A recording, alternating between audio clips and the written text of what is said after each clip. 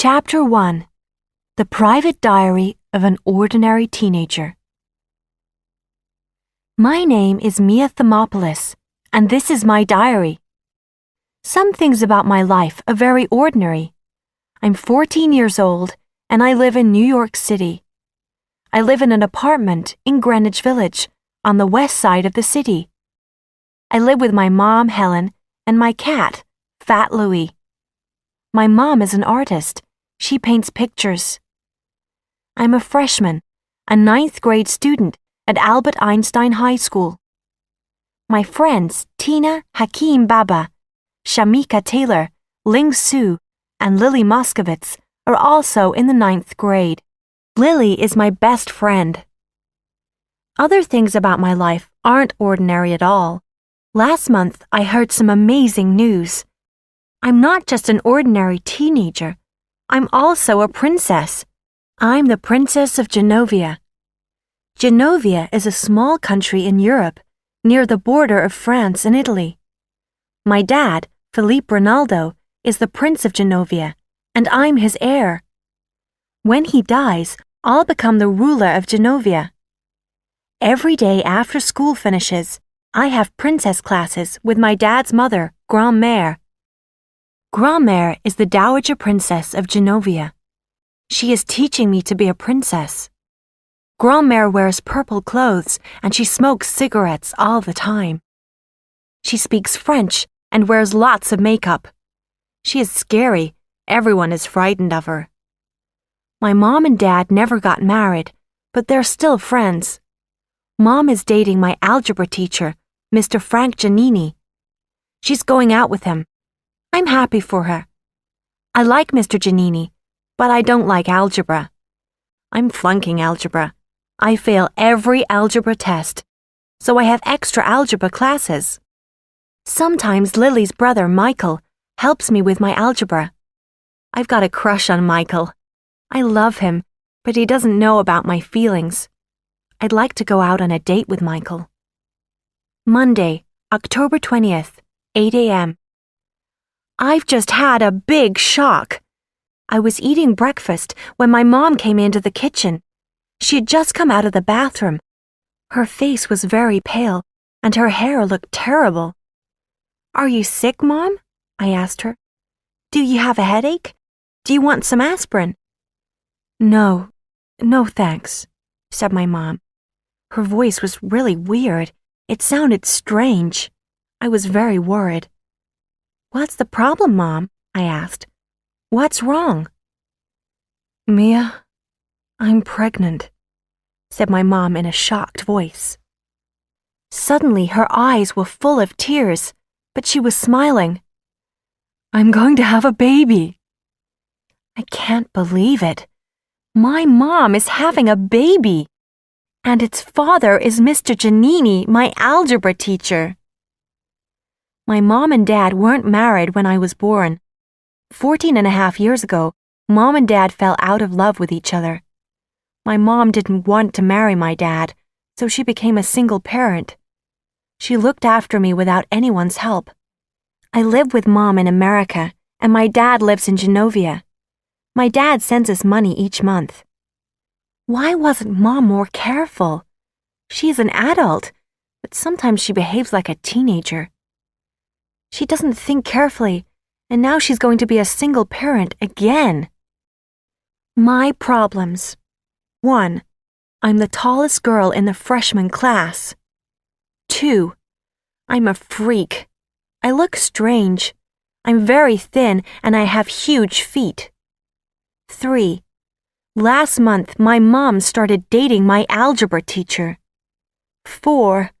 Last month, my dad told me, "You are the Princess of Genovia." 5. I have princess classes with my scary grandmother. 6. In December, I must go on TV in Genovia. I have to introduce myself to the Genovian people. 7. I don't have a boyfriend. Algebra class. Mr. Giannini hasn't spoken to me about Mom's pregnancy. Maybe my mom hasn't told him about the baby. What will my new baby brother or baby sister look like? My mom is very beautiful. She has thick black curly hair. Mr. Giannini is tall and good-looking, and he's very smart. Maybe the baby will be smart too. But I want the baby to have my mom's nose. Mr. Giannini's nose is too long. English class. Mrs. Spears, our English teacher, has given us a new project. We have to write a diary. She wants to read our diaries and know more about us. But I write this diary every day. My mom gave me this diary about a month ago. She was worried about me. I never talked about my feelings. She wanted me to write down my feelings. I don't want Mrs. Spears to read this diary. My thoughts are private. I don't want Mrs. Spears to read my secrets. I'll have to start a different diary for Mrs. Spears. It'll be a fake diary. I won't write about my real feelings in the fake diary. Mrs. Spears wants us to write about ourselves at the beginning of our diaries. This is what I'll write for my introduction. English project. My Diary by Mia Thermopolis. Name. My full name is Princess Amelia Mignonette Grimaldi Thermopolis Ronaldo of Genovia. When people speak to me, they call me Your Highness. In America, I'm sometimes called Princess Mia.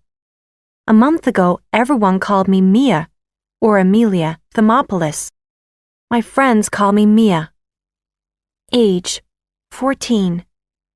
School grade, freshman, 9th grade. Description. I'm 5 feet and 9 inches tall. My eyes are gray and my feet are too large. My hair is short and very curly. The real color of my hair is light brown, but last month I went to a beauty salon. Paolo, the stylist, cut my hair and colored it blonde. I'm a vegetarian. I don't eat meat. Parents. My mother's name is Helen Thermopolis. She is an artist. My father's full name is Artur Christophe Philippe Gerard Grimaldi Ronaldo. He is the Prince of Genovia. Pets. Fat Louie, an orange and white cat. Fat Louie is 8 years old and he weighs 25 pounds. Best friend. Lily Moskovitz. Lily is very smart and she's interested in politics and ecology. She cares about people and what happens to the planet Earth. She makes films about the people of New York and their problems. She has her own TV show, Lily Tells It Like It Is. Boyfriend. I don't have one. Address. 1005 Thompson Street, Apartment 4A, New York. I've lived all my life in New York City with my mother, but every summer I go to France and visit my father. We stay in my grandmother's house. About a month ago, my father told me, Mia, I am the Prince of Genovia. You are my heir. After that, he came to stay at the Plaza Hotel in New York. He's staying in a suite in the penthouse, rooms on the hotel's top floor. My grandmother has a suite in the penthouse too. I have to go there every afternoon. My grandmother is teaching me how to be a princess. Afternoon. Lily sat with me in the cafeteria during lunch. What's wrong, Mia? She asked. Something's wrong. I wanted to say, Lily, my mom's pregnant. But I didn't say this. I told a lie. Nothing's wrong, I said, but Lily didn't believe me. I'm worried about my mom and Mr. Giannini. Will Grandmère be mad about my mom's pregnancy? Will she be angry when she hears the news about the baby? And what about my dad? How will he feel? Will he be angry? Or will he be sad? A year ago, my dad got very sick. He had cancer. Dad is okay now, but he can't have any more children. He's not in love with my mom now, but maybe this news will hurt him. And has Mom thought about which foods are best for a pregnant woman? My mom doesn't eat healthy foods. She eats too many candy bars, cakes, and pizzas, and she drinks beer. Our refrigerator is full of the wrong kinds of food. I must throw out all the alcohol and coffee. I must buy fresh fruit, vegetables, and milk. Late afternoon. Today, I used the school computer and I went on the internet. I found some information about pregnancy. Lily saw what I was looking at. "Do you have a secret to tell me, Mia?" she said in a shocked voice. "Are you pregnant?" Lily's voice is very loud. Everyone heard her. "I'm looking for some information from my biology class," I said. Only part of this was true. I'm working on a special project with Kenny Showalter. Kenny is my study partner in biology class. The project isn't about pregnant women. It's about insects, but Lily doesn't know this. Lily went on talking about pregnancy. I was very embarrassed because her brother, Michael, was sitting with us. He heard our conversation. I wanted Lily to shut up. I've liked Michael for a long time, but he doesn't know this. He's a senior student. He's older than me. He's very smart, and he's kind. He's also good-looking, and he has a gorgeous body. But Michael doesn't notice me at all. I'm just his younger sister's best friend.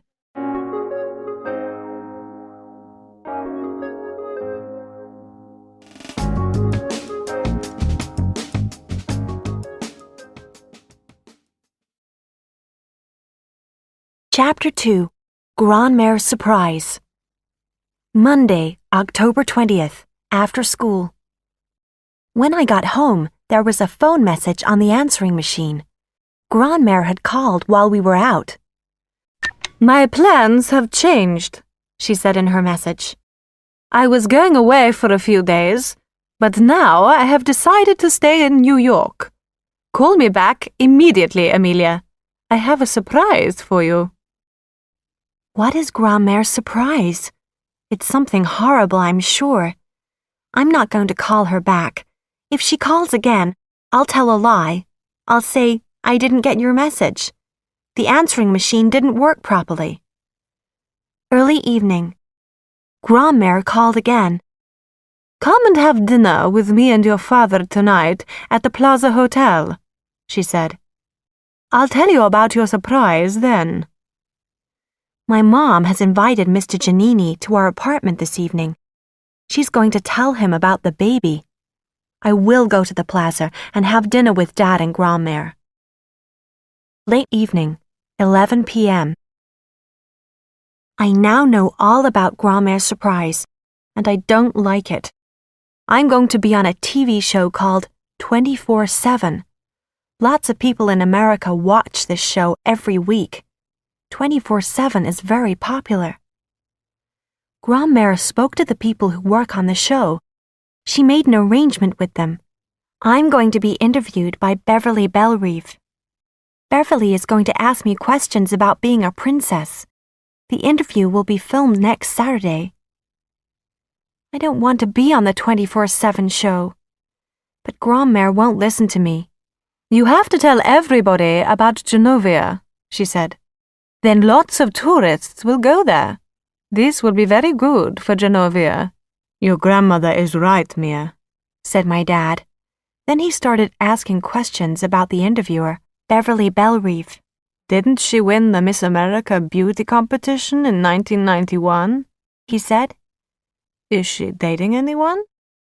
My dad likes beautiful women. "Where will the interview be filmed?" I asked. "Will it be filmed at my apartment or at the Plaza Hotel?" Then I thought about my mom and Mr. Giannini. What will Mr. Giannini say when Mom tells him about the baby? I said to myself. Will he be happy? When I got back to the apartment, the door to my mom's bedroom was closed. I heard Mom and Mr. Giannini talking quietly inside the room.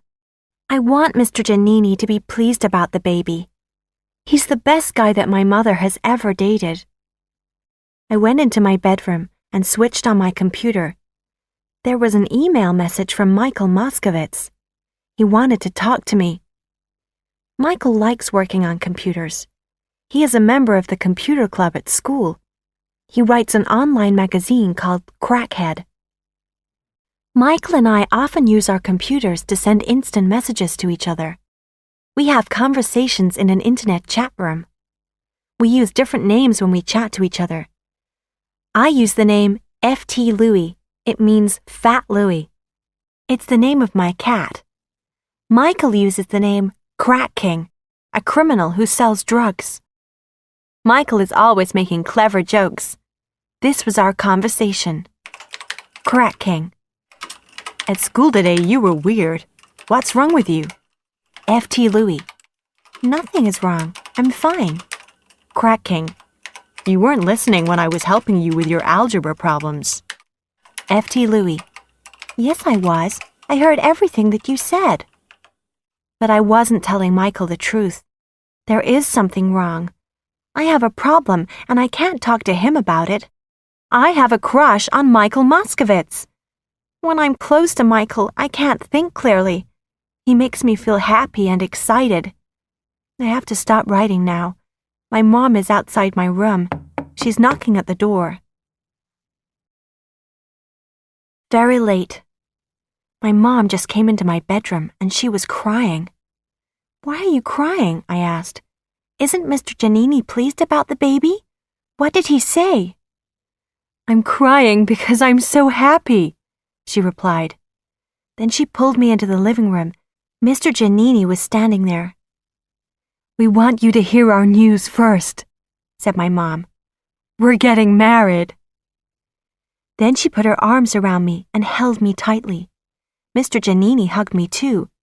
It's very weird being hugged by your algebra teacher. Tuesday, October 21st, 1 a.m. My mom and Mr. Giannini are getting married. Does my mom believe in marriage? She never married my dad. Maybe he never asked her. I've just realized something.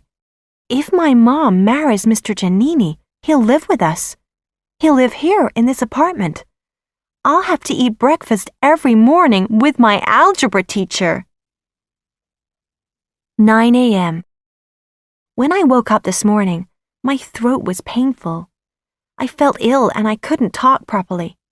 I tried to shout for my mom, but my voice was very weak. She couldn't hear me, so I got up and went down the hall to her room.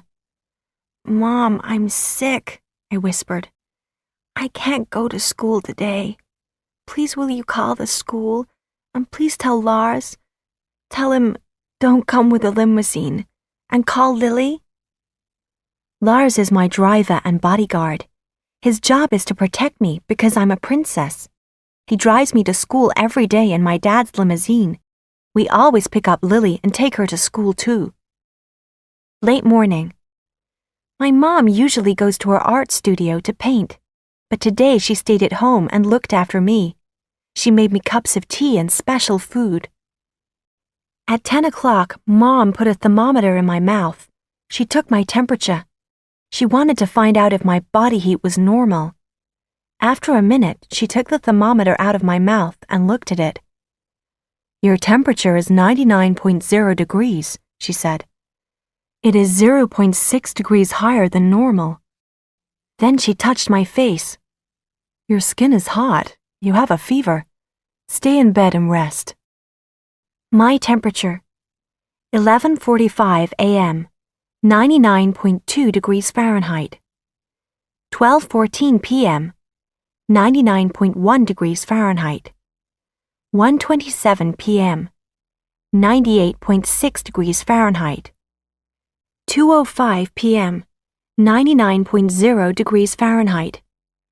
3:35 p.m., 99.1 degree Fahrenheit.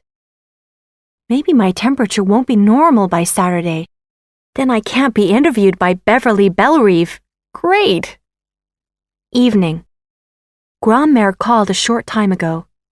I'm sick, I told her, but she didn't feel sorry for me at all.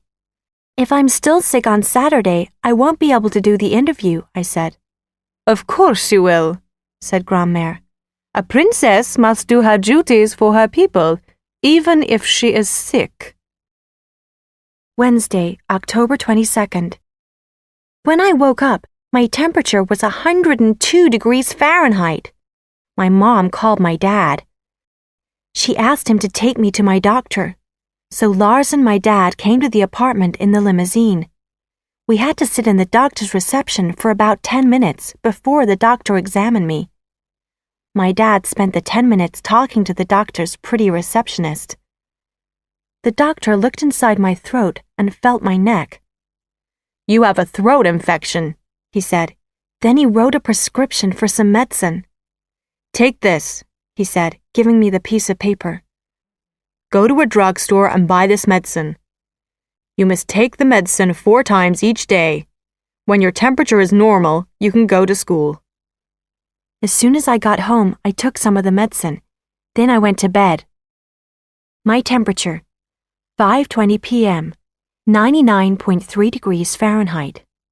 6:45 p.m., 99.2 degrees Fahrenheit. 7:52 p.m., 99.1 degrees Fahrenheit. My temperature is starting to go down. I don't want to get better too quickly. If I'm better by Saturday, I'll have to do that stupid interview.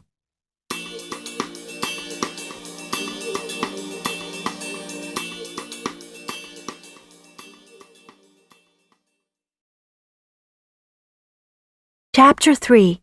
A Secret Admirer. Thursday, October 23rd. This morning, something very exciting happened. My mom brought me a letter that came in the mail. When I opened the envelope, I got a big surprise. Someone has sent me a love letter. I don't know who sent it. There was no name at the end. It was from a secret admirer. The person wanted to keep his name a secret. The letter was signed, "A Friend." It was printed on a computer. There was no handwriting on it. This is what it said. Dear Mia, I feel strange writing this letter, but I'm too shy to talk to you. I can't tell you my real feelings, so I'm writing my feelings in this letter. I've liked you for a very long time. I liked you before you became a princess. I'll always like you. Sincerely, a friend. I've never had a letter like this before. Is it from Michael Moscovitz? I hope that it is.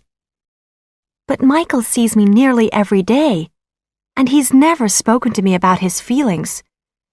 If the letter isn't from Michael, who sent it?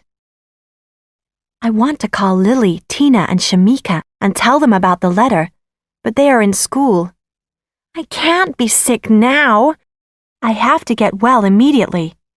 I want to go back to school and find out about this letter. My temperature, 10:45 p.m., 99.2 degrees Fahrenheit. 11:15 p.m., 99.1 degrees Fahrenheit. 12:27 p.m., 98.6 degrees Fahrenheit. Yes, I'm getting better. 2:05 p.m., 99 degrees Fahrenheit. Oh no, my temperature is going up again. 3:35 p.m., 99.1 degrees Fahrenheit. I'm not getting better.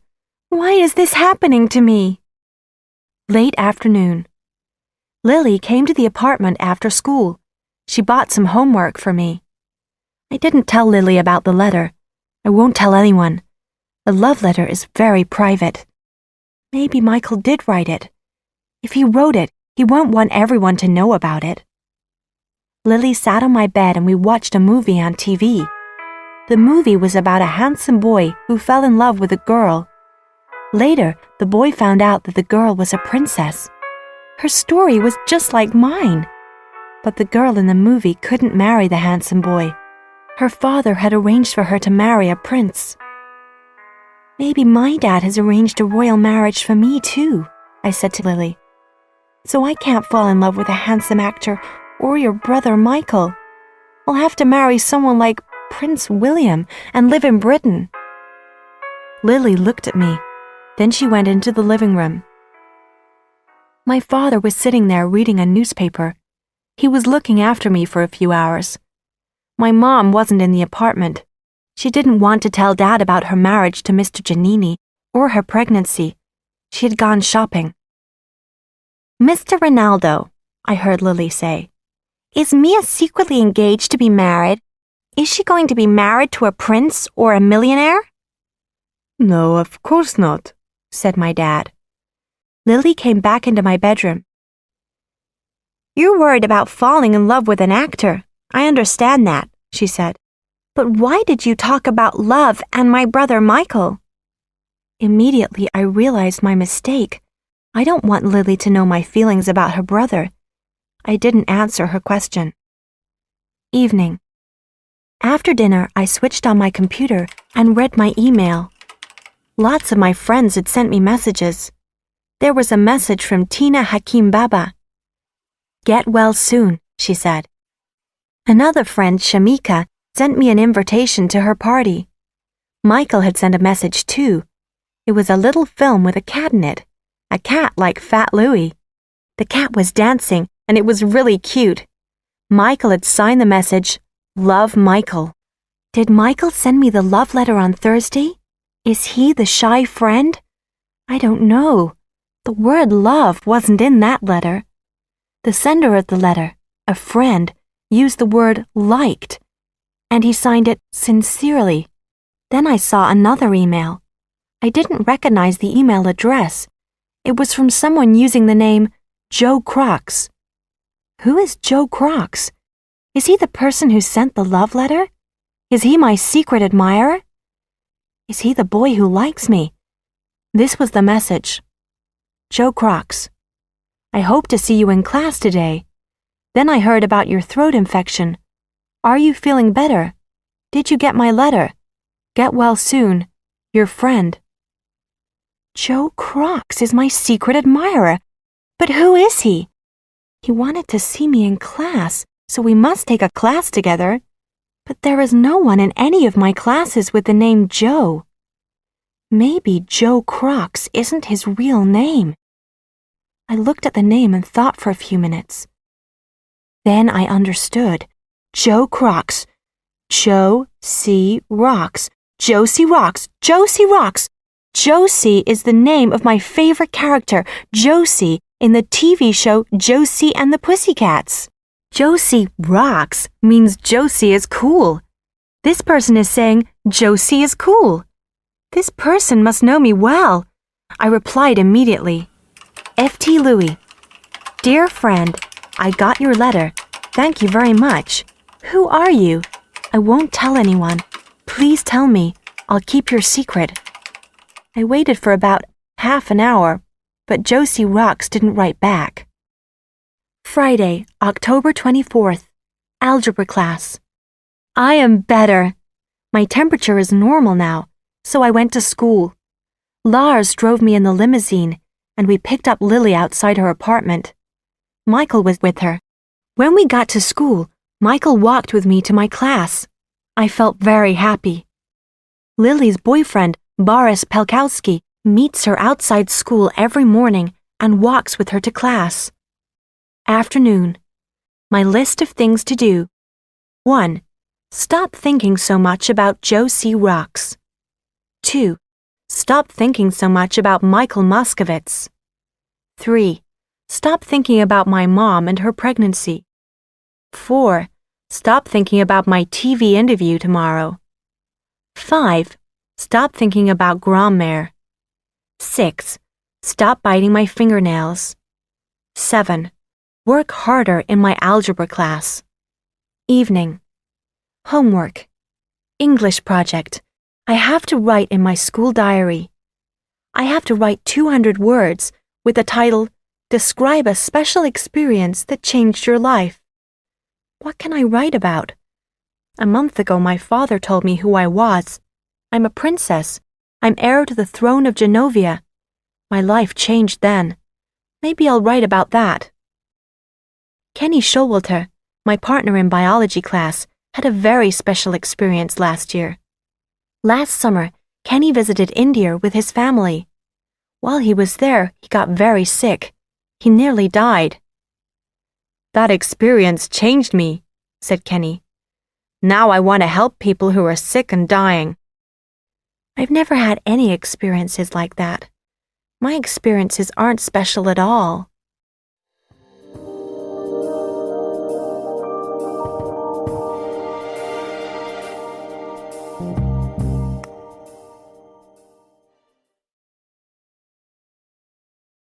Chapter 4.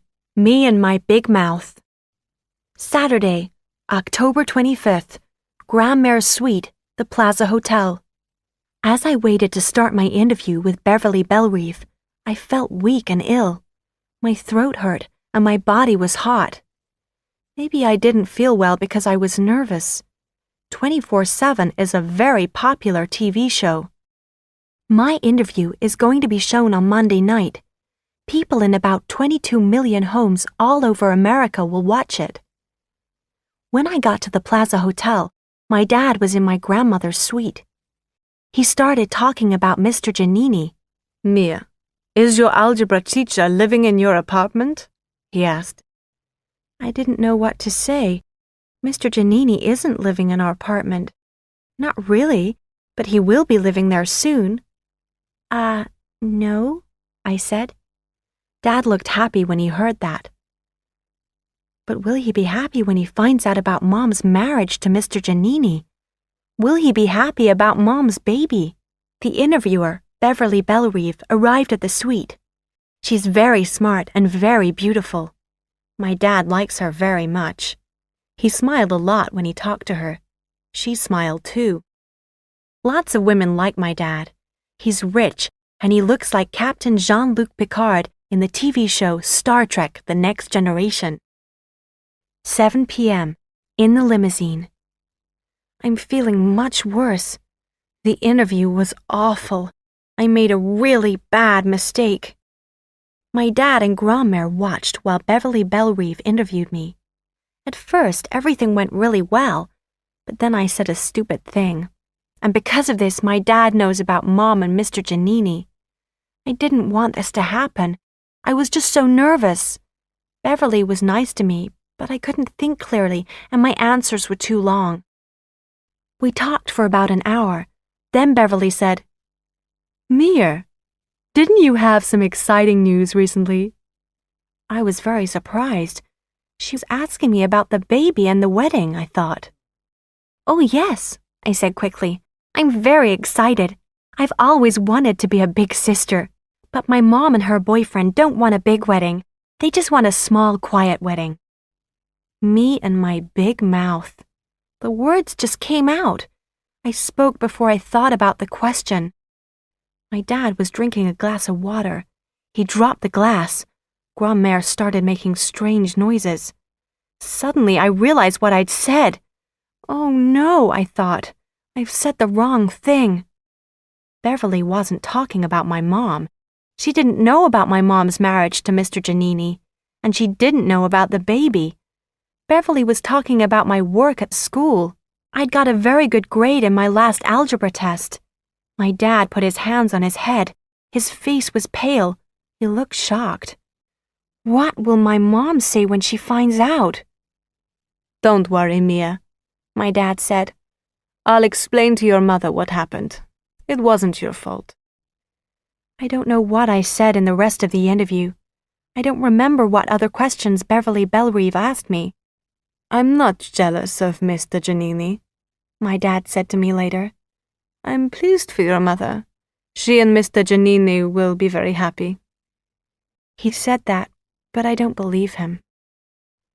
I'm going straight from the hotel to Lily's place. She's asked all her friends to go to her apartment. We're helping her to make a film tonight. It's about teenagers behaving badly. Maybe I can stay at Lily's place tonight. I don't want to go home and see my mom yet. I'll wait until Dad talks to her. Sunday, October 26th, 2 a.m., Lily's bedroom. I did a very stupid thing tonight. I was with Tina, Shamika, and Ling Su at Lily's apartment. Lily gave me a dare. She told me to do something stupid and dangerous. I want to film some teenagers behaving badly, she said. If I ask you to do something stupid, will you do it? What's the dare? I asked. I dare you to drop an eggplant onto the sidewalk from my bedroom window. You won't do it. You're good. You never behave badly. I'll do it, I said at once. I accept the dare. It was a very stupid thing to do. Lily's family live in an apartment 16 floors up from the street. It's extremely dangerous to drop anything out of high windows in New York City. If something falls on someone in the street, they could die. But my friends heard what Lily said, so I agreed to do the dare. I went into Lily's kitchen and found an eggplant. Then I went back to Lily's bedroom. Lily turned on her video camera and started filming. I opened the window and dropped the eggplant. The huge purple vegetable fell down and down. Then, splat! It hit the sidewalk. The soft eggplant exploded. Pieces of it went everywhere. Many pieces hit a bus and a Jaguar car. I leaned out of the window. I saw a man get out of the Jaguar. He looked up at Lily's apartment building. He was trying to see which floor the eggplant came from. Suddenly, someone pulled me back. It was Michael, Lily's brother. "Get down," he said. We all got down on the floor at once. Me, Lily, Michael, Shamika, Ling-Su, and Tina. I was surprised to see Michael in the apartment. I thought that he was out with his friends from the computer club. "That was really stupid," Michael said. "It's against the law to drop things out of windows in New York City. You could kill someone." "Oh, don't be silly, Michael," said Lily, laughing. "It was only a vegetable." "I'm not joking, Lily," said Michael angrily. "I'm very serious. If anyone saw Mia do that, she'll be in big trouble. Maybe the police will arrest her. You mustn't keep that film, Lily. No one must see the Princess of Genovia behaving so badly." I was very pleased. Michael was trying to help me. Maybe he didn't write the love letter, but he does care about me a little.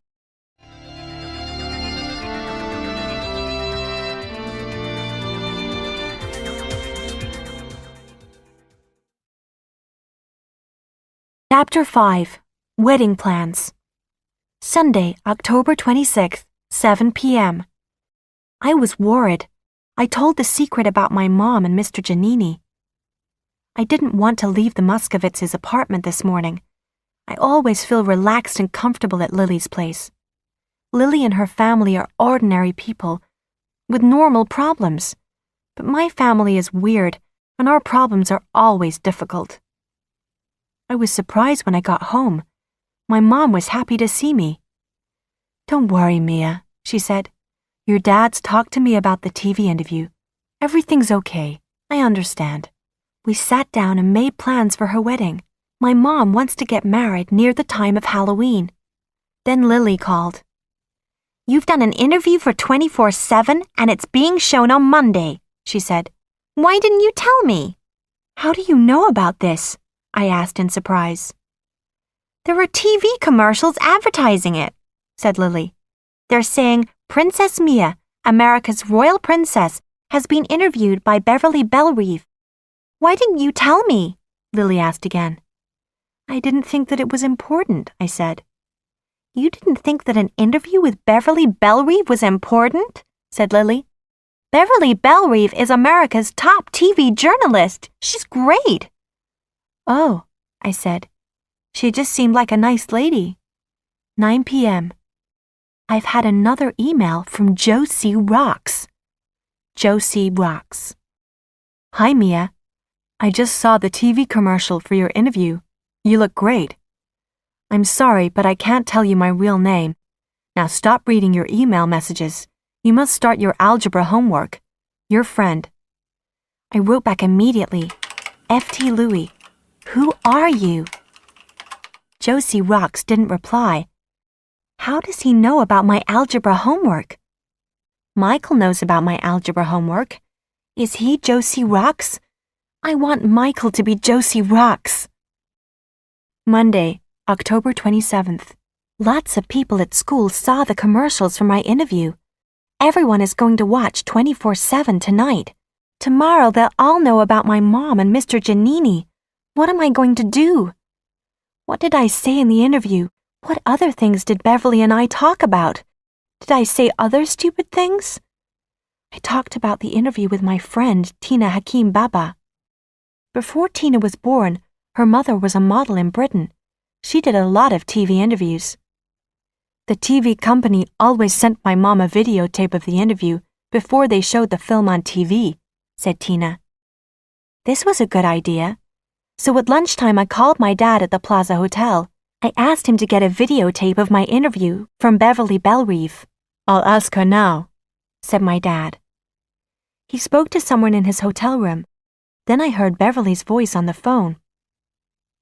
What's the matter, Mia? She asked. Beverly was in my dad's hotel suite. I wasn't surprised. My dad liked Beverly very much when he met her. I'm worried about my interview, I said. I'd like to see a videotape of the film before you show it on TV. You don't need to see a videotape, said Beverly. Don't worry, everything's fine. Afternoon. Something very embarrassing has happened. I was walking down the school hall with Michael and Lily when we met Lana Weinberger. Lana is the most beautiful and popular girl in the 9th grade. Lana walked up to Michael and me and stared at us. Are you two dating each other? She said loudly. Michael's face became red. So did mine. Lily started to laugh. Mia and Michael dating? She said. Of course they're not. Lana started laughing too, but Michael didn't say anything. He was putting his books in his bag. After school. When I walked into Grandmère's hotel suite for my princess class today, she was sitting with a strange man. On the table in front of them, there was a huge piece of paper. There were lots of circles on the paper. Grandmère and the man were sticking small pieces of paper onto the circles. What are you doing, Grandmère? I asked. Oh, Emilia, this is Vigo, said Grandmère, pointing to the man. He's come here from Genovia. He plans all the important events in Genovia. He's helping me to plan your mother's wedding. Grandmère, I said, can I talk to you privately for a moment, please? No, said Grandmère. If you have anything to say, you can say it to Vigo, too. Vigo jumped up from his chair and rushed over to me. He was very short, and he spoke excitedly. I'm delighted to meet you, Your Highness, he said. It's nice to meet you, too, I said. But my mom and Mr. Giannini want a small, quiet wedding. I'm sure of that. Nonsense, said Grandmère. Emilia, you are a member of the Genovian royal family. One day you'll be the ruler of Genovia. Your mother must have a big wedding. The marriage will take place in the white and gold room here at the plaza. Then there will be a party in the grand ballroom. Grandmère, I said. Mom and Mr. Giannini don't want a big wedding and a large party. Why not? Said Grandmère in a surprised voice. Your father is paying for everything, of course. Maybe I'll call Dad about this, I said. You can't, said Grandmère. He's gone away with his new girlfriend. She's that interviewer, Beverly Bellerive. Now look, Emilia, this will be your mother's wedding dress. She held up a picture of a dress with a huge skirt. It was the kind of dress that my mom hates. Grandmère, I said, you are working very hard, but my mom really doesn't want a big wedding. Grandmère didn't listen to me. Tell Emilia about the food for the wedding, she said to Vigo. Vigo started describing the food. Then he described the music. After that, Grandmère and Vigo showed me the white and gold wedding invitations. I looked at the date on the invitations. It said Saturday, November 1st. Wait a minute, I said. Is the wedding this Saturday? That's in less than a week. Yes, said Grandmère. What if the guests are busy? What if they have other plans for that day? The wedding has to be soon, said Vigo. Your mother must be married quickly. In a few weeks her pregnancy will show. Grandmère has even told Vigo about my mom's baby. That's great. That's really great.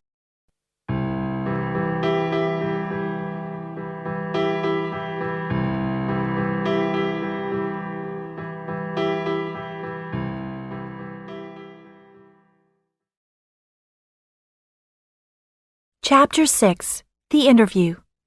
Monday, October 27th, evening.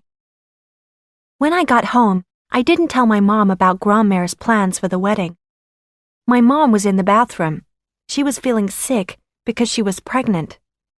Mr. Giannini was in the apartment. It was nearly time for my TV interview with Beverly Bellerive. He switched on the TV and we watched it together. The interview was horrible. It went like this. A man's voice spoke at the beginning of the show. He was the announcer. Voice. It is Monday, the 27th of October. On 24/7 tonight is Beverly Bellerive's interview with America's Princess, Mia Ronaldo. A picture of me and Beverly Bellerive came on the TV. We were in the penthouse suite of the Plaza Hotel. Beverly looked at the TV camera and spoke. Beverly. This is the amazing story of an ordinary teenage girl. She lives in New York City with her mom, Helen Thermopoulos. Helen Thermopoulos is an artist. A month ago, Mia was a normal teenager.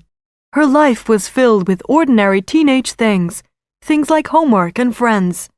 Then one day, everything changed. Then Beverly turned to me and started asking questions. Beverly. Mia, please tell us about that day, the day when your life changed completely. Me. I was here at the plaza with my dad. He told me 2 pieces of amazing news. First he said, I am the Prince of Genovia.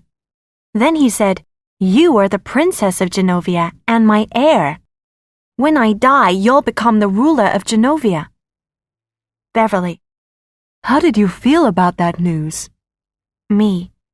I was really upset. Me, a princess. I didn't want anyone at school to know. I didn't want to be a freak like my friend Tina Hakim Baba. Tina's life is strange and lonely. Her father owns an oil company, and he's very rich. Tina's parents worry about her safety. A bodyguard goes everywhere with her. He even comes to school. But that's what has happened to me, too. I have a bodyguard. I'm a freak, too. A huge freak. Beverly. Oh, Mia, I can't believe that. Aren't you popular at school? Me. No, I'm not. I'm not popular at all. Only the jocks, the boys who are very good at sport, are popular in my school. And the cheerleaders, the girls who shout and cheer while the jocks play, are popular too. But the popular people aren't my friends. I never get invited to their parties. Those are the really cool parties. Everyone drinks beer and everyone makes out. Kisses. Beverly. Your grandmother, the Dowager Princess of Genovia, is helping you, isn't she? She's showing you how to be a princess. Me. Oh, yes. She's giving me princess classes after school. Beverly. Mia, you had some exciting news recently. Me. Oh, yes, I'm very excited. I've always wanted to be a big sister, but my mom and her boyfriend won't have a big wedding. At that moment, my mom came out of the bathroom. She looked at the TV. She heard what I was saying on the film. Her mouth opened in shock. I had told the whole of America her private business. We watched the rest of the TV show. As we watched, I became more and more embarrassed. The interview ended like this. Beverly. Amelia Mignonette Thermopoulos Ronaldo isn't a jock or a cheerleader, but she is a very unusual girl. She's a modern princess. She is America's princess. Mia has the same problems as all American teenagers, but one day she will rule a country. And next year, Mia will be a big sister. 24/7 is the show that heard Mia's exciting news first. Mia's mother, Helen Thermopoulos, is expecting a baby in July. The father of Helen's baby is Frank Giannini, Mia's algebra teacher at Albert Einstein High School. Frank and Helen will be having a small, quiet wedding. Mom and Mr. Giannini were nice to me. They weren't mad, but they were upset. The phone rang. It was Lily. My best friend was mad. You called us freaks, she said angrily. What did you mean? Lily, I didn't call you a freak, I said. You said only jocks and cheerleaders are popular at my school, Lily replied. You said I don't go around with the popular kids. All your friends are unpopular. That's what you mean, isn't it? Your friends aren't cool. They're weird. They're freaks. Then she hung up the phone. A few seconds later, the phone rang again. It was my friend Shamika. Mia, she said, I invited you to my party. Do you remember? Yes, I replied. Well, my dad won't let me have a party now, said Shamika. My dad said, now parents of students at Albert Einstein know the truth. Mia Thermopolis has told us what happens at teenage parties in this area. Students have sex and drink beer at their parties. You can't have your party. Oh, Shamika, I said. I am so sorry. Shamika hung up the phone. The phone rang again. It was Tina Hakim Baba. Immediately I apologized to her. I'm sorry, Tina, I said. Why are you sorry? Asked Tina happily. You said my name on TV. I know. I had also called Tina a freak. I can't believe it, she said. It was so cool.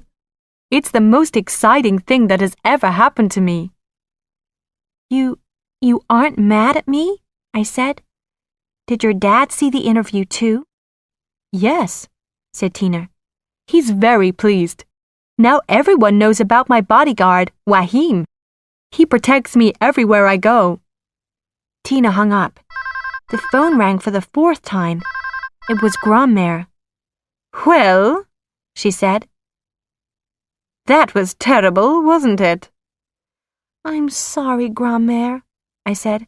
I didn't mean to say bad things about my school.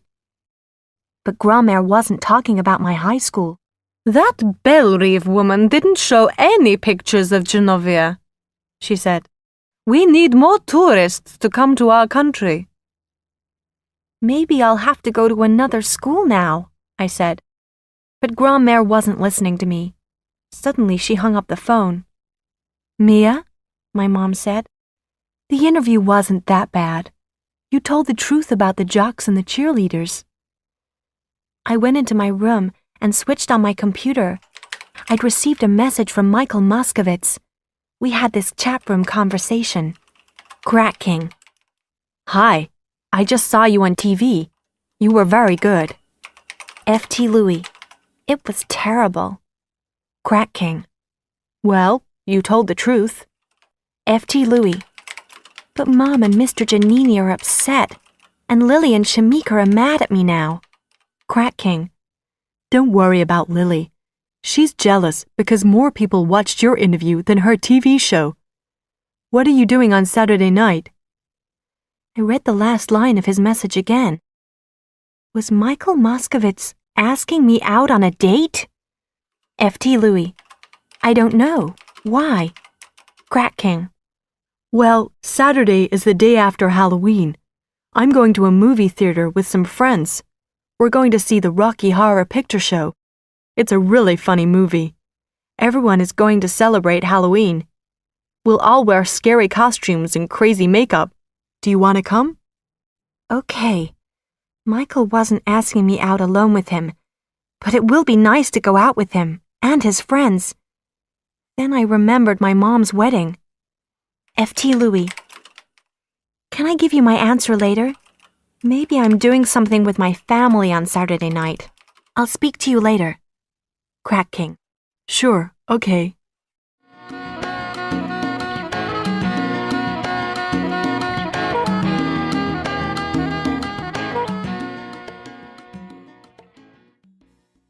Chapter 7. Surprise Visitors. Tuesday, October 27th. Algebra class. This morning, Principal Gupta, the head of Albert Einstein High School, asked me to come to her office. Are you very unhappy here at Albert Einstein? She said. She looked worried. Last night, in your TV interview, You said I'm not popular, but everyone in the school knows who you are. They know me because I'm a princess, I replied. My story was printed in newspapers and magazines. Before that, very few people wanted to know me. You must join one of the school clubs, said Principal Gupta. Then you'll meet more students. You'll have more friends. Principal Gupta, I said, I don't have time for clubs. I don't have any time for myself after school finishes. Every afternoon, I have an extra algebra class, and then I have a princess class with my grandmother. In the evenings, I do my homework. Principal Gupta doesn't understand. Late morning. Lily's boyfriend, Boris Polkowski, told me a secret about Lily. She is secretly writing a book about our school. I can't believe it. Why does Lily only tell Boris her secrets? Why doesn't she tell me? Lily and I have been best friends since elementary school. I tell Lily everything. Well, almost everything. She didn't know about my mom and Mr. Giannini's wedding and their baby. She doesn't know about my feelings for her brother. And she doesn't know about my secret admirer. But I tell her nearly everything else. Afternoon. Kenny, my partner in biology class, spoke to me after class today. Are you doing anything on Saturday night? He asked. I'm not sure, I replied. Maybe I'll be eating dinner with my family. Well, I'm going to see a movie, the Rocky Horror Picture Show, with some friends from the computer club, he said. Will you come too? Is Michael Moskovitz one of your friends? I asked. Yes, said Kenny. 6 p.m. in the limousine. I'm with Lars. We're going back to the apartment. I've just been to see Grand-mère at the Plaza Hotel for my princess lesson. I walked into the suite, and I had a shock. Lots of people were there. There were people talking about food and wine and flowers. Others were writing names on cards. Vigo was running about, telling everyone what to do. Grand-mère was sitting and eating chocolates. Her little dog was sitting under her chair. He was shaking with fear. Ah, Amelia, said Grand-mère. Sit down. You can help me. Taste these chocolates. Which chocolates are best for the wedding guests? Grand-mère, I said, sitting down on a chair next to her. Mom really won't be happy about these arrangements. She doesn't want a big wedding. Nonsense, said Grand-mère loudly, in a scary voice. This will be a wonderful event. I'm inviting lots of famous people. Many of them are very rich. Some of them are members of royal families. It's impossible to argue with Grand-mère. She never listens to me. So after my princess class, I went to my dad's hotel suite. I knocked on the door, but he didn't answer. I went and talked to the hotel receptionist. The prince left the hotel a few hours ago, she said. Beverly Bellerive was with him. 10 p.m. When I got home, there were strangers in the apartment. A family. A mom and a dad and a boy with long blonde hair was in the dining room. They were sitting around the table. They had suitcases with them. Mia, don't you remember me? Asked the woman. I stared at her. Suddenly, I recognized the woman. My mouth fell open in shock. I couldn't believe it. Grandmother Thermopolis? I said. Mia, said the woman. You've never called me grandmother. I'm Mamour. My mom's mother, Mamour, and my mom's father, Papour, were in our apartment. I didn't recognize the young guy. He was dressed like a farmer. He was wearing a cotton shirt and denim overalls. My mom's parents live in the state of Indiana. Indiana is hundreds of miles away from the state of New York. My grandparents live in a small town called Versailles. They've never been to New York City before. My mom doesn't talk to her parents very often. We haven't visited Maman or Papour for 4 years. When I was born, they were angry. This was because my mom didn't marry my father. My grandparents didn't help my mom when I was a baby. They didn't give her advice or any money. I went to find my mom. She was in her bedroom. She was talking to my dad on the phone. "Philippe," she was saying angrily, "your mother has invited my parents to New York. My parents, Philippe. You know how I feel about my parents." Then she saw me standing by the door. "Are your grandparents still out there?" she whispered. Yes," I said. "Did you invite Maman and Papour here?" "No, I did not," said my mom. "Grand-mère Clarisse invited them. She's arranged a big wedding. It's gonna be on Saturday." Her voice was getting louder and louder. "Your grand-mère has invited hundreds of people, all her friends." I felt terrible. I had forgotten to tell my mom about Grand-mère's wedding plans. Mom held out the phone toward me. "Your dad wants to talk to you," she said. "Mia?" said my dad. "I've arranged for your mother's parents to stay at the Soho Grand Hotel. It's near your apartment. I'll send Lars with the limousine. Put the Thermopolises in the car. Lars will take them to the hotel." "Okay, Dad," I said. "But what about Grand-mère's plans for the wedding?" "Don't worry, Mia," he said. "I'll talk to Grand-mère." I returned to the living room. My grandparents were still sitting at the table, but the young guy was in the kitchen. He was looking inside the refrigerator. "I'm hungry," he said. "Do you have anything to eat?" "No," I said, "but you'll be able to order food from your hotel room." "A hotel room?" said Maman. "Papour and your cousin Hank and I have come all the way from Indiana to see you, and you're gonna put us in a hotel?" I stared at the big blonde guy. This was my cousin Hank? Hank is the son of my mom's sister, Marie. When I last saw Hank, he was about 13 years old, and I was about 10. Hank had been a thin little boy. Now he was big and more than 6 feet tall. "That Frenchwoman, Clarisse Ronaldo, called us," said Maman. "She told us to come here. She was going to pay for our visit. We can't pay for an expensive New York hotel." "That's okay," I said. "My father will pay your hotel bill." "Oh, good," said Maman, smiling. "Let's go." When Lars came with the limousine, I went with them to the hotel. But when we arrived at the Soho Grand, I had another surprise. "Mia, will you take Hank to school with you tomorrow?" asked Maman. "Oh, you don't want to go to school with me, Hank," I said quickly. "You're on vacation." "But I want to see what a New York City high school is like," said Hank.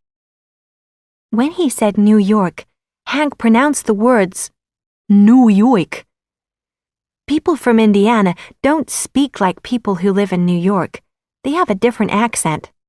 Then Hank whispered to me so that Maman didn't hear. "And I want to see what New York girls are like," he said.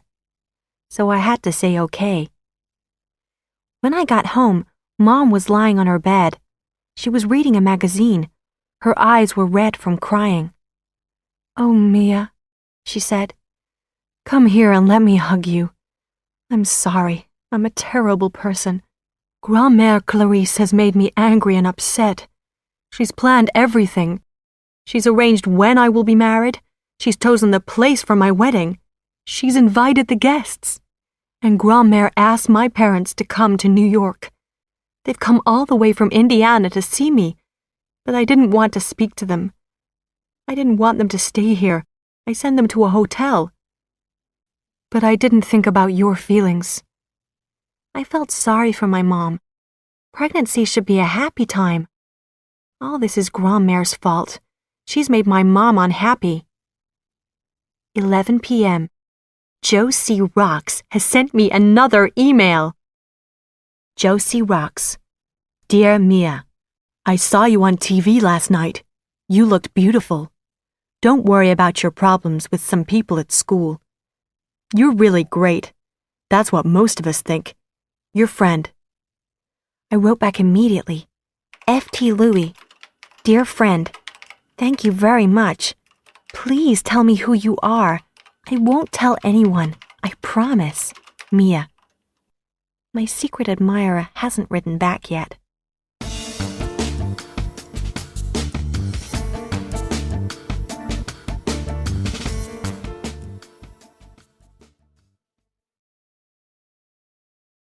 Chapter 8. The Boy from Indiana. Wednesday, October 29th. Some surprising things happened when Hank came to school with me today, and these things made me look at my cousin more carefully. Suddenly, I realized something. Hank has changed a lot in 4 years. Hank wears the kind of clothes that farmers wear: boots, a cotton shirt, and denim overalls. These are not the kind of clothes that young guys wear in New York. But Hank is big and strong, and he has a really nice body. His hair is blonde, and his eyes are dark blue. In fact, Hank is gorgeous.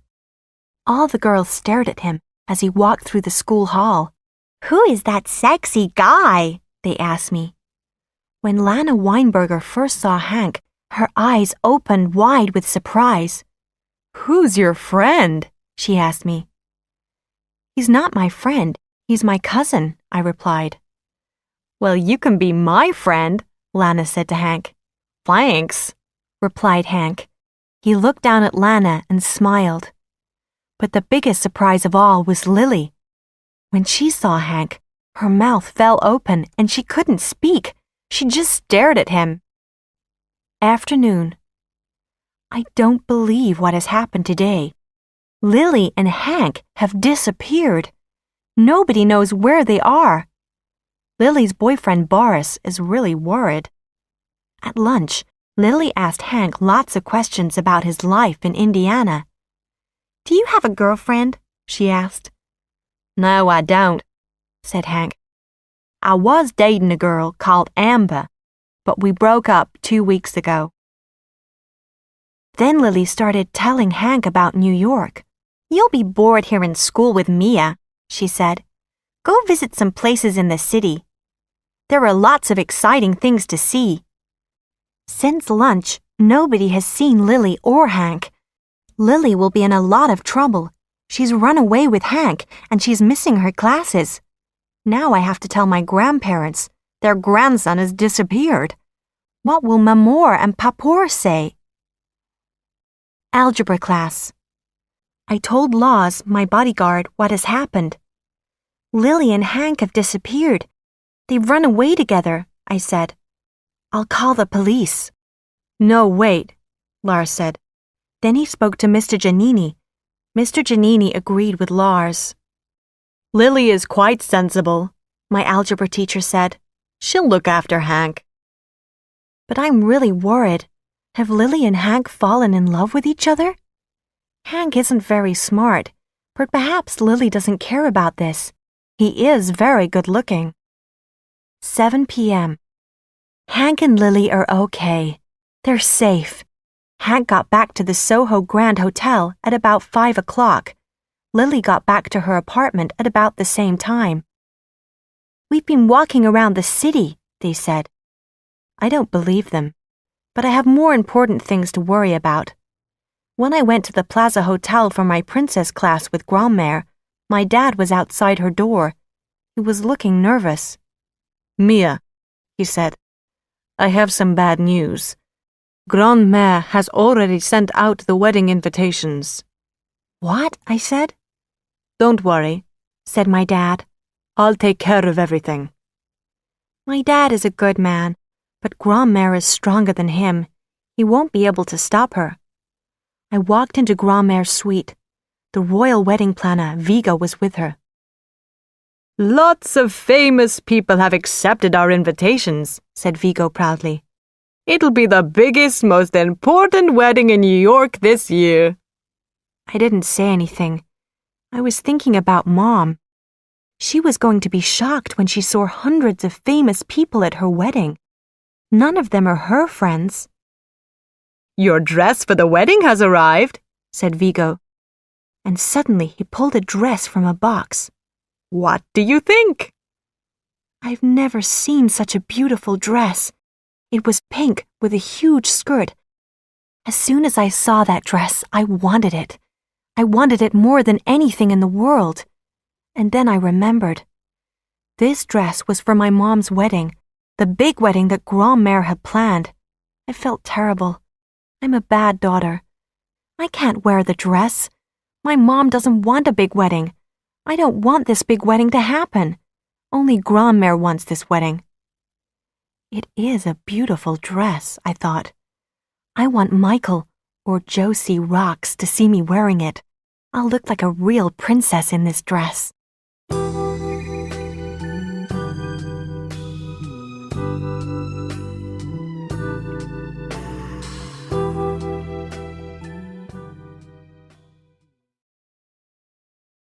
Chapter 9. Secrets and Lies. Thursday, October 30th. English class. Hank didn't come to school with me today. He called the apartment early in the morning. "I'm sick," he said. Last night, Mr. Giannini took Mom, me, Mamour, Papour, and Hank to dinner at a famous restaurant. Everybody had a very good time, and they ate a lot. If Hank is sick, I'm not surprised. When Hank didn't come to school today, all the girls were very disappointed. Only Boris was happy. He's very jealous of Hank. Does Lily like Hank more than Boris? I don't know. Afternoon. Lily and Hank have disappeared again. Before lunch, my mom called Lars on his cell phone. Mamour had spoken to Mom because Hank was missing from his hotel room. Mamour was worried about her grandson. "Lars, did Hank go to school with Mia today?" asked my mom. "No," said Lars. Then at lunchtime, Lily said, "I'm feeling sick. I'm going home." I don't believe what Lily said. She isn't sick. She's gone to meet Hank somewhere. That's what I think. What are Hank and Lily doing?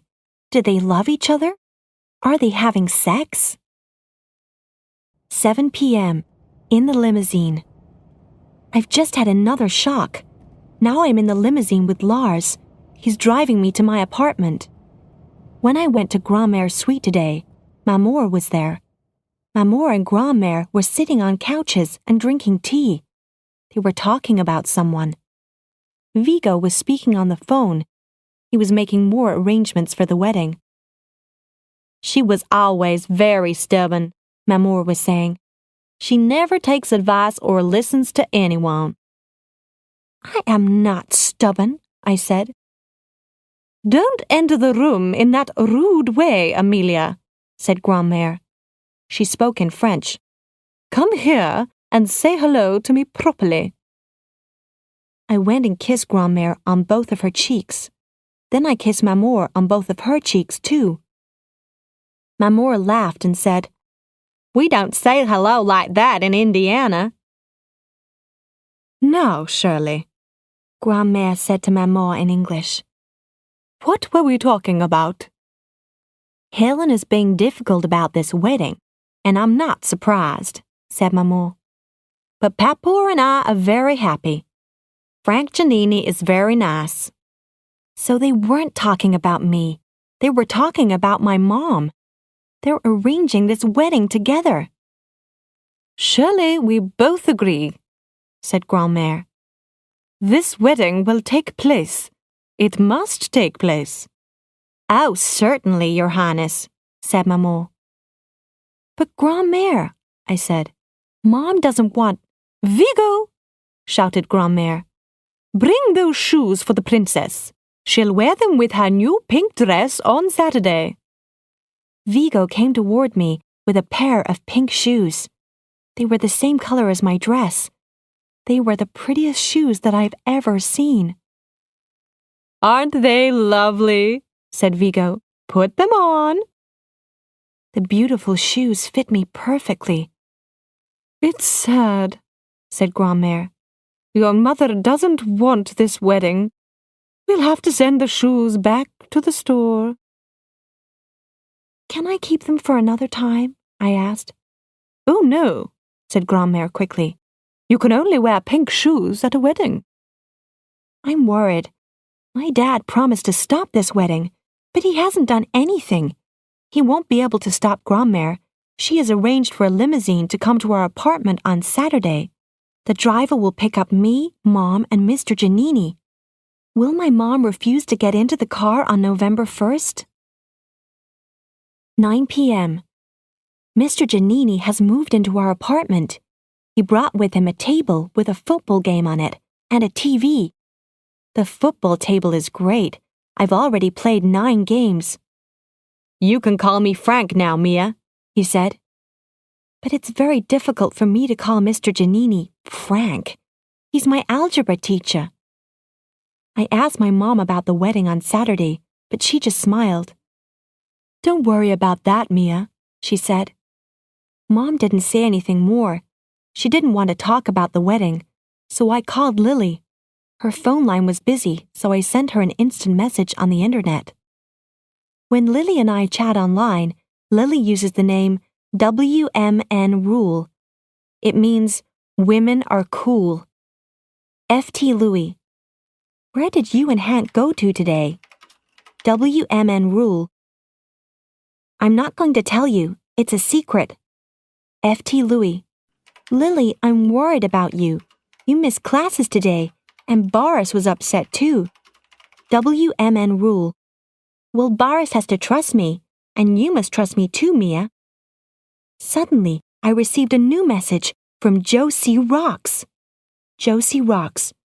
Are you coming to see the Rocky Horror Show movie?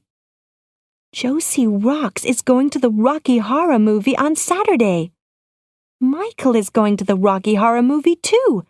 Michael must be Josie Rocks. I felt really happy and excited. I wanted to run around the room.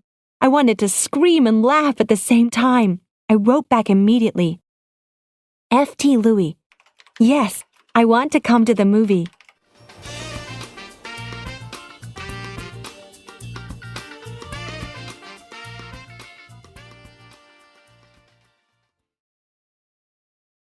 Chapter 10. Hank's Dream Comes True. Friday, October 31st. Halloween. I was completely wrong about Lily Moscovitz. At lunch, I found out the truth about her and Hank. We were all sitting in the school cafeteria, me and my bodyguard Lars, Tina Hakim Baba and her bodyguard Wahim, Lily, Boris, and our friends Shamika and Ling Su. Suddenly, someone walked up to our table. We looked up. A tall, very handsome young man was standing there. We all stared in surprise. It was Hank, but he looked very different. Everyone in the cafeteria stopped talking. They were all looking at him. Hank was wearing a black sweater, a long black leather coat, black jeans, and black boots. His blonde hair had been cut short. He looked like the actor Keanu Reeves in the film The Matrix.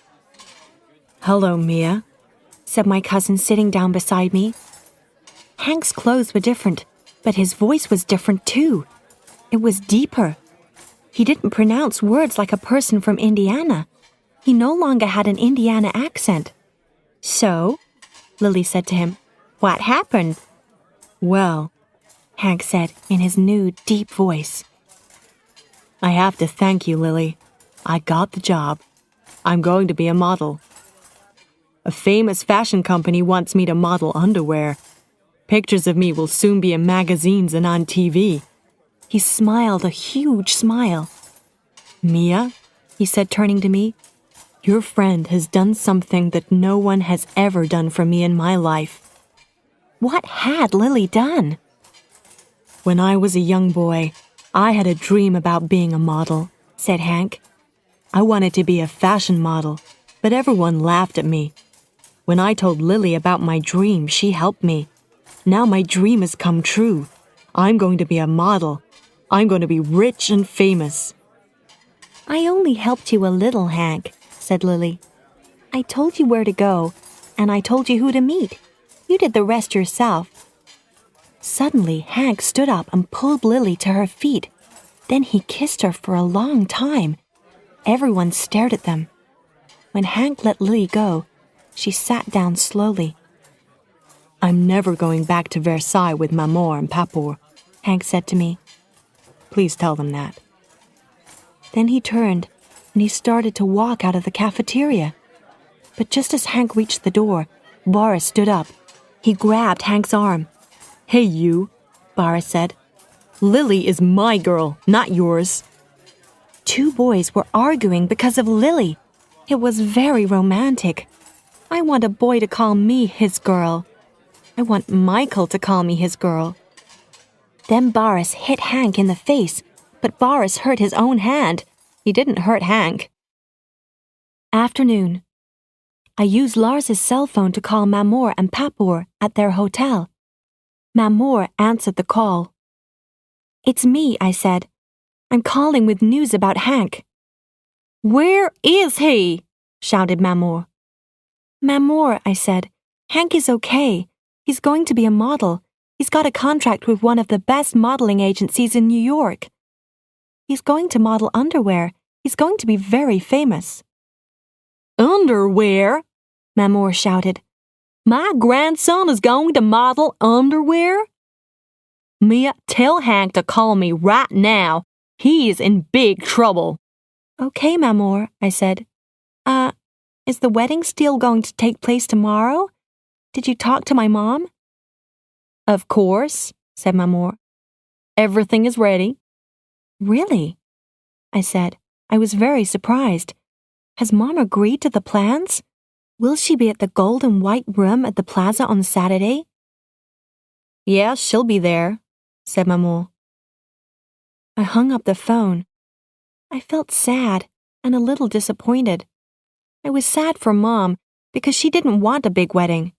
And I was sad for myself because I didn't want to go to the wedding on Saturday. I wanted to go to the Rocky Horror movie with Michael. Later, I talked with Lily about Hank. Michael was there too. Me. Why did you help Hank become a model, Lily? Lily. Hank had a dream about becoming a model, so I helped him. I gave him some advice about fashion. I helped him to speak without his Indiana accent. Then he went to the modeling agency. They said, "You're tall and you have an excellent body. Your face, skin, eyes, teeth, and hair are very good." Then a photographer took some photos of Hank. The pictures were great. The agency became very excited. The next day, they gave him a job. Me. Why was Hank's visit to the agency a big secret? Why didn't you tell me about it? Lily. Because he didn't want you to laugh at him. Hank is your cousin. You don't see him as other people see him. But he's a very special person. He'll do great things. His dream can come true. Michael. Yeah, he'll model underwear. Lily. You're jealous, Michael. Hank is going to be a supermodel. Michael didn't say anything else to me all day. Is he Josie Rocks, my secret admirer? Why won't he tell me? 5 reasons why Michael won't tell me. 1. He's shy. He can't tell me his real feelings. 2. He thinks that I don't like him. 3. He's thought about me, and now he doesn't like me. 4. He doesn't want a freshman to be his girlfriend. He's older than me. He's a senior. 5. He isn't Josie Rocks.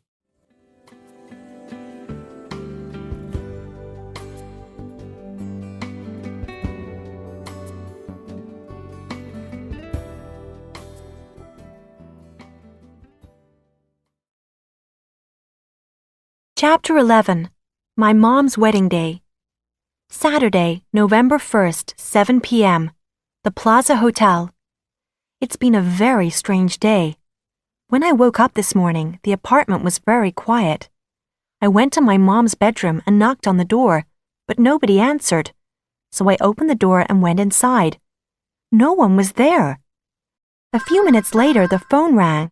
It was my dad. "Dad, Mom has disappeared," I said. "And Mr. Giannini isn't here either. Where are they?" Don't worry, Mia, said my dad. Your mother is okay. She's written you a letter. I have it here. You can have it at 8 o'clock tonight. But Dad, the wedding is at 8 o'clock tonight. I know, said my dad. I have to go now, Mia. No, Dad, wait. But my dad hung up the phone. Then it rang again. It was Grandmère. Are you and your mother ready? She asked. We're all going to the beauty salon. You have to get your hair and makeup done. Mom's left already, I said. Well, said Grandmère, the limousine is coming to your apartment at 10 o'clock to pick you up. When the limousine arrived, Grandmère was sitting in it with Maman. Your mother has gone to another beauty salon, said Grandmère. Your father told me. We went to Grandmère's favorite beauty salon, Chez Paolo. We stayed there all day. When we left, our hair and makeup looked beautiful. Then we went back to the Plaza Hotel, and I put on my lovely pink dress and shoes. I'm sitting here in a little room, waiting for my mom. 9 p.m. My mom and Mr. Giannini are married. At 7:45, the wedding guests began to arrive at the white and gold room. Hundreds of famous people came. There were rock stars, millionaires, and film actors. There were members of royal families and beautiful models. At 8 o'clock, I asked my dad for my mom's letter. I read it, and then I had to sit down. I couldn't believe what I read. Then my dad went to the front of the room and made a speech to the guests. Thank you all for coming here tonight, he said. Unfortunately, the wedding will not take place this evening. This morning, Helen Thermopylae and Frank Giannini eloped. They flew to Mexico and got married secretly. Grandmère screamed and almost fell from her chair. Vigo ran to help her. But please stay and have dinner with us, continued my dad. There is lots of wonderful food and wine in the ballroom. And thank you again for coming. The guests were very surprised. They stood up and went into the ballroom. I read the letter from my mom again. My dear Mia, you will be reading this letter at 8 o'clock. By that time, Frank and I will be married. I couldn't tell you our plans before. I didn't want your grandmother to ask you questions about us. You're a wonderful daughter, and you've helped me a lot during this crazy time. This new baby will be very lucky. He or she will have a wonderful big sister. Your loving Mom. I wasn't shocked by the news of Mom's secret marriage. It's very romantic. I was shocked because my father helped my mom and Mr. Giannini. And my dad stopped Grandmère's plans. My dad has always been frightened of Grandmère. I went up to my father and put my arms around him. I hugged him tightly. You did it, Dad, I said, laughing. Grandmère will be really mad when she knows the truth. Why are you surprised, Mia? He said. I'm not frightened of my mother. She isn't as bad as you think. Just then, Vigo came over to us. Your Highness, he said to my dad, your mother, the Dowager Princess Clarice, is in her hotel suite. She won't come out. She's upset and embarrassed. My dad and I went up to my Grandmère's penthouse suite. My dad knocked on the door. Mother, he called. It's Philippe. Please open this door at once. There was no reply.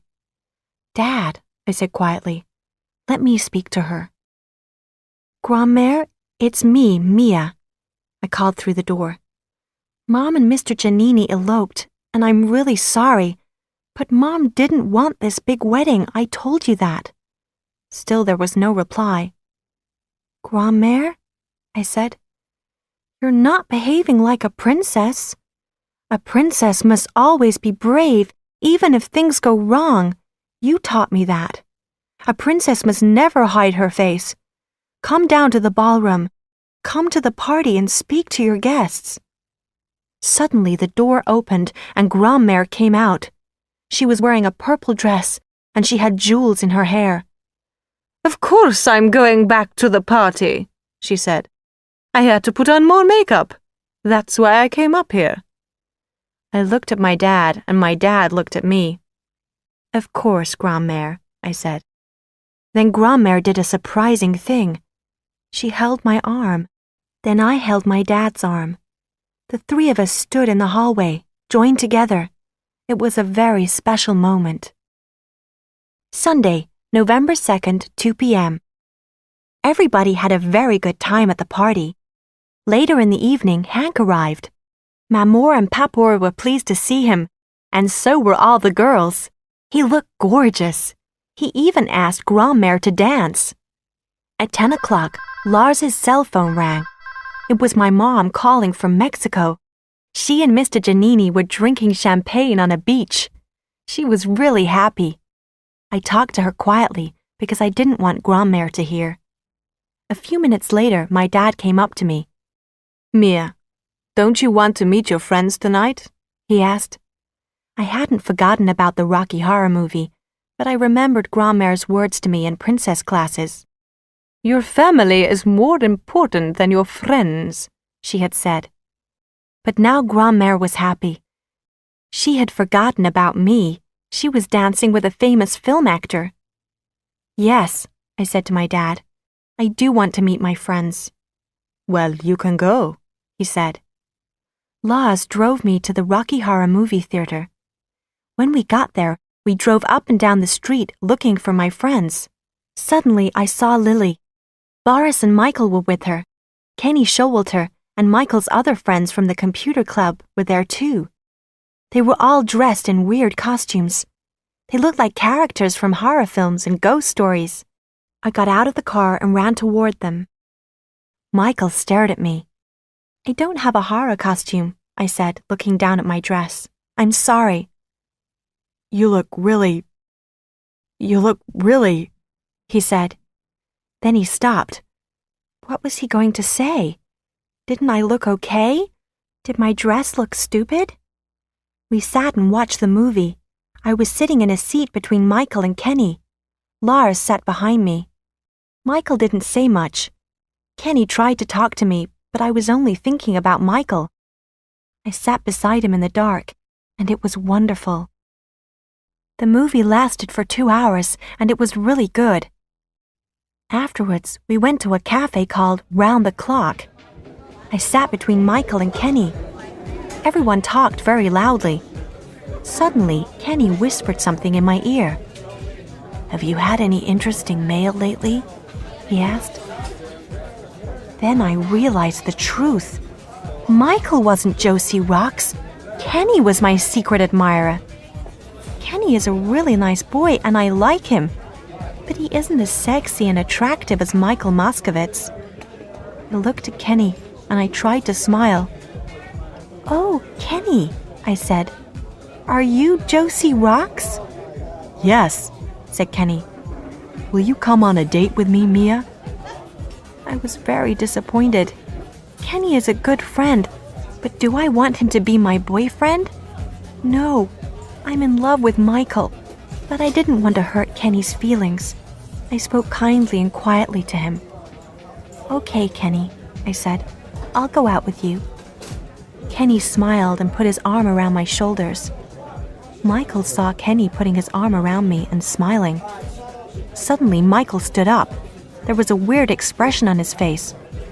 I'm tired, he said. Let's go home. What's wrong, Michael? Said Lily in a surprised voice. I'm tired too, I said. Lars, please can we go to the car? Mia, can I call you later? Asked Kenny. Lily looked at me. Then she looked at Kenny. Then she looked at Michael. Suddenly she stood up too. Come on, she said to Boris. It's time to go. Lily, Boris, Michael and I went in the limousine with Lars. Michael sat beside me in the car. He was silent and I felt terrible. Everything had gone wrong. At last we arrived at the Moskowitz's apartment. Suddenly Michael turned toward me. You look really nice in that dress, he said. I smiled at him. Suddenly I felt happy again. Now I'm sitting in Grandmère's suite at the Plaza Hotel. Maybe things aren't so bad. Soon I'm going to have a new baby brother or sister. And I've got a really nice new stepfather, Mr. Giannini. Kenny called at midday. I'm going to see a Japanese movie with him at 4 o'clock. After that, I'm going to Lily's place. I'm going to spend the night there. We're going to watch a video of my favorite movie, Dirty Dancing. Yesterday was a special experience. Maybe I'll see Michael at breakfast tomorrow morning. That will be better than anything.